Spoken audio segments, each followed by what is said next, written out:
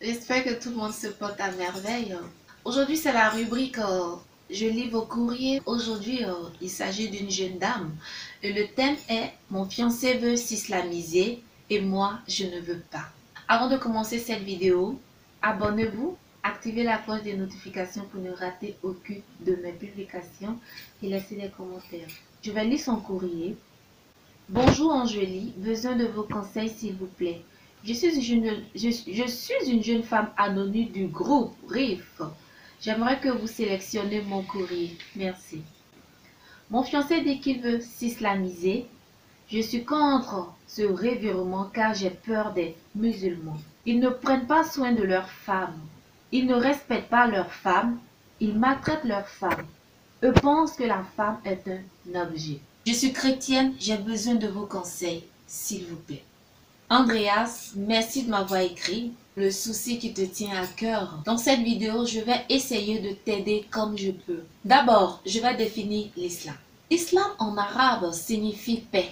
Islamiste veut dire les partisans de la paix. Qui dit paix ne peut pas dire violence ou maltraitance d'aucun ordre, physique, spirituel ou mental. Ce n'est écrit nulle part dans le Coran qu'un musulman ne doit pas respecter sa femme ou encore qu'il doit bafouer la dignité de celle-ci. Bien au contraire, c'est écrit dans la sourate 30, verset 21, je lis: parmi ces signes, il a créé de vous pour vous des épouses afin que vous vivez en tranquillité avec elles et il a mis entre vous de l'amour et de l'affection. Sourate 30, verset 21. Ma chère Andrea, tu ne ressens pas la bonne peur quand tu dis avoir peur des musulmans. Car le musulman qui a la crainte de Dieu ne traitera jamais sa femme comme un sous-homme. Non. Bien vrai que la femme a des devoirs et des obligations vis-à-vis de son mari, elle a aussi des droits. Je te conseillerais plutôt d'apprendre à connaître davantage ton fiancé. Si c'est un homme égalitaire ou si c'est un homme qui a des idéologies fondées, que l'homme domine socialement la femme et qu'il faut en tout faire primer de supposées vertus. Conseil numéro 2, pose-lui gentiment la question de te parler de son enfance. Quelle enfance a-t-il eu? Douce, mouvementée, violentée? Son père était-il un homme violent? Battait-il sa mère? Ses enfants? Comment était l'environnement où est-ce qu'il a grandi?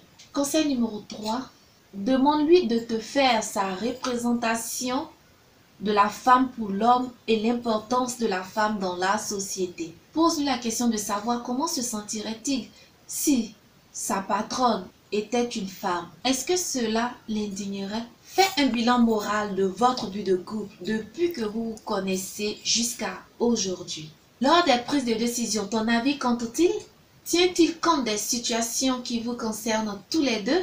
Te respecte-t-il? Ou bien il te donne sans cesse des ordres et tu dois exécuter, sans même qu'il te donne l'occasion de donner ton point de vue. Lorsque vous avez des disputes, comme dans toute vie de couple, est-il violent oralement, physiquement? Est-il condescendant? À ces questions, tu peux joindre celles que tu jugeras utiles. Mais ces questions, tu dois lui les poser de vive voix. De vive voix en le regardant droit dans les yeux. Ainsi tu sauras s'il est honnête dans ses réponses ou s'il te ment. Et tu comprendras par toi-même que les gens ont mêlé leur éducation à l'islam. Une fois de plus, l'islam signifie paix, amour. Des hommes deviennent condescendants envers les femmes pour une raison ou pour une autre. Soit parce qu'ils ont vu leur père ou une autre personne se comporter ainsi envers leur femme, soit pour beaucoup d'autres différentes raisons. Mais jamais, au grand jamais, l'islam enseigne la violence faite aux femmes. Je t'invite à lire le Coran si cela peut te tranquilliser. Tu ne trouveras aucun mot qui a le sens de conseiller aux hommes de ne pas bien prendre soin de leurs femmes. Bien au contraire. Je vais m'arrêter là en espérant que ces quelques lignes pourront t'aider à voir plus clair et que cette vidéo pourra aussi aider d'autres femmes qui sont dans le même questionnement. Ma puce, prends soin de toi. J'espère que cette vidéo va servir. Et pour toutes les personnes qui regardent cette vidéo, je vous remercie et je vous dis à très vite pour une prochaine vidéo. Je vous aime. D'ici là, que Dieu nous garde. Ciao.